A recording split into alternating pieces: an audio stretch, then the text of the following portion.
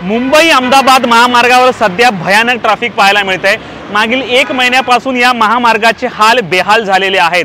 अनेक दिवसांपासून जे आहे की ते काँक्रिटीकरणाचं काम सुरू आहे आणि नियोजन नसल्यामुळे अशा प्रकारची वाहतूक कोंडी होते।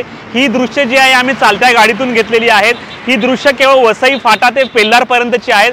अशीच रांग थेट घोडबंदर पासून तर खानिवडे टोल नाक्यापर्यंत ही अशाच प्रकारची लाईन आहे। लोक तासनतास या वाहतुकीमध्ये अडकून पडलेले आहेत। एकीकडे काँक्रिटीकरणाचं काम व्हावं, परंतु असा काँक्रिटीकरणाचा काय उपयोग जे लोकांना तासनतास पेट्रोल खर्च करून प्रदूषण करत हे वाहतूक कोंडीमध्ये सामना करत राहावा लागेल। तर 2 दिवसापूर्वी 1 दिवसाचं बाळ जे आहे हे ट्रॅफिकमध्ये अडकलं होतं ॲम्ब्युलन्समध्ये। त्याला तातडीचे उपचार पाहिजे होते मुंबईला जाण्यासाठी, परंतु तो देखील 2.5 तास हा ट्रॅफिकमध्ये अडकून पडला होता।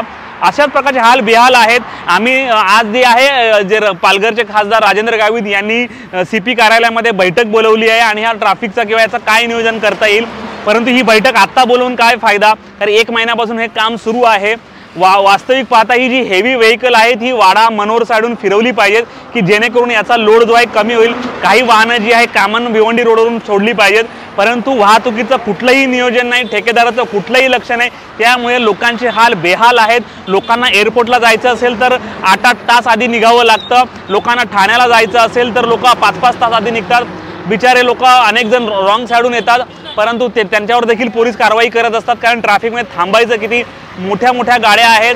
त्यामुळे असं सोसायचं तर किती सोसायचं हा प्रश्न आता उपस्थित झालेला आहे। तुम्ही जर मुंबई अहमदाबाद महामार्गावरून प्रवास करणार असाल तर जरा ट्रॅफिकचा अंदाज घ्या, नाहीतर ट्रेनचा किंवा रोरो फेरी सेवेचाच तुम्ही आधार घ्या। HP लाईव्हसाठी हनी पटोल सोबत प्रवीण नलावडे, वसई।